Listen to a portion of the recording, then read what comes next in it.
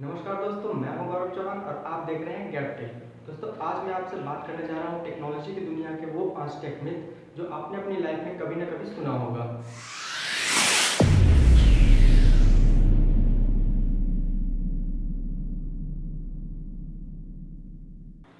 दोस्तों, जो सबसे पहली मिथ है वो है मैक ऑपरेटिंग सिस्टम के बारे में, यानी कि एप्पल के कंप्यूटर के बारे में। दोस्तों, हमारा ऐसा मानना है कि एप्पल के कंप्यूटर में वायरसेस नहीं आते हैं, यानी कि उसमें एंटीवायरस यूज़ करने की कोई ज़रूरत नहीं है। और दोस्तों, ये बिल्कुल गलत है। मैक के कंप्यूटर में भी वायरसेस आते हैं। हालांकि विंडोज़ के मुकाबले मैक के यूज़र केवल 5% हैं। यही एक कारण है जिसके कारण वायरसेस बनाने वाले लोग मैक के यूज़र को कम ही टारगेट करते हैं। वो चाहते हैं कि उन्हें को एक लार्ज नंबर ऑफ पीपल मिलें जो कि उनके टारगेट में आ सके, जो कि उनको सिर्फ विंडोज़ में मिलता है। इसीलिए वो विंडोज़ को ज़्यादा टारगेट करते हैं और विंडोज़ में हमें वायरसेस के प्रॉब्लम ज़्यादा झेलना पड़ता है। सो दोस्तों, ये बात बिल्कुल गलत है कि मैक ऑपरेटिंग सिस्टम यानी कि एप्पल के कंप्यूटर में वायरस नहीं आते।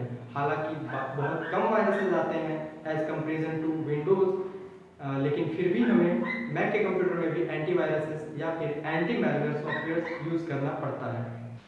दोस्तों, जो दूसरी सबसे बड़ी टेक्निक है वो है F5 बटन के बारे में, यानी कि रिफ्रेश बटन के बारे में। दोस्तों, जब भी हम अपना सिस्टम ऑन करते हैं लग जाते हैं बस F5 right click refresh, right click refresh. पर कभी आपने सोचा है कि इससे होता क्या है? दोस्तों, इसका ओरिजिनल जो वर्क है वो है आपके डेस्कटॉप के आइकन्स को रीअरेंज करना, या फिर अगर आपने किसी फाइल को अगर कॉपी किया है वो कहीं आपको दिख नहीं रहा है, तो आप रिफ्रेश करेंगे तो वो आपके आइकन्स फिर से अरेंज हो जाएंगे। पर ऐसा तो कुछ नहीं है कि रिफ्रेश करने से आपका सिस्टम फास्ट हो जाएगा। रिफ्रेश करने से आपके सिस्टम को एक और नया वर्क असाइन होता है, जिससे कि आपका सिस्टम और स्लो होता है बजाय कि फास्ट हो। इसीलिए दोस्तों, अपना सिस्टम बस ऑन करो और थोड़ा सा वेट कर लो, आपका सिस्टम नॉर्मल सिचुएशन में आ जाएगा। उसके लिए रिफ्रेश करना या फिर F5 बटन प्रेस करने की कोई ज़रूरत नहीं है। ऐसा आप कर सकते हो, उसमें कोई प्रॉब्लम नहीं है, लेकिन उससे करने से भी कोई फ़ायदा नहीं है। दोस्तों, जो तीसरी बड़ी टेक्निक है वो है मोबाइल के ओवर चार्जिंग को लेकर। दोस्तों, हमारा ये मानना है कि अगर हम अपने मोबाइल को ओवर चार्ज करते हैं तो उसकी बैटरी ख़राब हो जाएगी, वो फट जाएगा। लेकिन दोस्तों, ये बिल्कुल गलत है, क्योंकि आपका मोबाइल इतना स्मार्ट है कि उसके अंदर बैटरी चार्जिंग प्रोटेक्शन नाम का प्रोग्राम है जो कि उसे ओवर चार्ज होने से बचाता है। दोस्तों, और आपने कभी देखा है किसी भी मोबाइल के यूज़र मैनुअल में कि don't charge your mobile more than 6 hour 4 hour? ऐसा कुछ नहीं होता है दोस्तों। यानी कि दोस्तों, आपका मोबाइल इतना स्मार्ट है कि आपके मोबाइल के 100% चार्ज हो जाने के बारे में आपका भले ही करंट आता रहे, आपका मोबाइल उसे वहीं रोक देता है और आपकी चार्जिंग को स्टॉप कर देता है।